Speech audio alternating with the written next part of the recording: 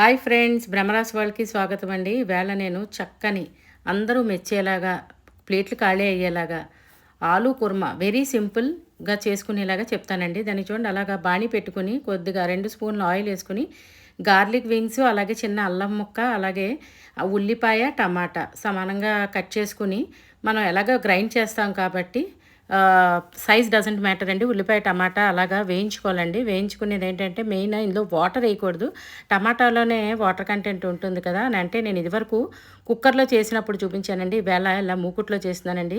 అంటే డెఫినిట్‌గా టేస్ట్ అయితే మారుతుందండి. దాన్ని చూడండి, అలాగా మనం బాణీలో మొత్తం ఉల్లిపాయ, టమాటా వేగిన తర్వాత, చల్లారిన తర్వాత ఫైన్ పేస్ట్ తయారు చేసుకోవాలండి. అలాగే బంగాళదుంపలు మనం కుక్కర్‌లో ఉడికించుకొని, తొక్క తీసిన తర్వాత అలా ముక్కలు చేసుకొని, అలాగే మళ్ళీ ఉల్లిపాయ చెక్కు కూడా వేసుకొని, కొద్దిగా 2 స్పూన్లు ఆయిల్‌తో వేయించుకున్న తర్వాత, మనం చేసి పెట్టి ఉంచుకున్న గ్రేవీ కూడా అందులో వేసి, కొద్దిగా గరం మసాలా, ఎర్ర కారం, అలాగే మనం కొద్దిగా ధనియా పౌడర్ కూడా వేసుకుంటే ఈ కూరకు చాలా బావుంటుందండి. అలాగే మనం గ్రైండ్ చేసేటప్పుడే 2 అయితే జీడిపప్పులు కానీ, లేదంటే బాదం కానీ 4 బద్దల్లో వేసుకుంటే కనుక చాలా బాగా వస్తుందండి పేస్ట్.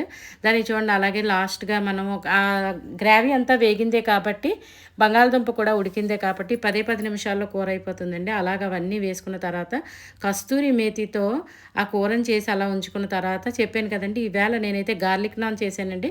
దానికి అలాగా మీకు పిండి కలిపి ఉంచడం, ఇదివరకు ఒకసారి చేసి చూపించానండి నాన్. అయితే మనం చపాతీ పిండితో కానీ, లేదంటే మైదాతో ఎలా కావాలంటే అలాగా పిండి కలిపి ఉంచుకొని, నాన్ చేసుకున్న తర్వాత ఆ కూర దాంతో తీసుకుంటే చాలా బావుంటుందండి. మీరు కూడా ఇలా ట్రై చేసి మీకెలా వచ్చిందో కామెంట్ చేయండి, లైక్ చేయండి, షేర్ చేయండి. Thank you.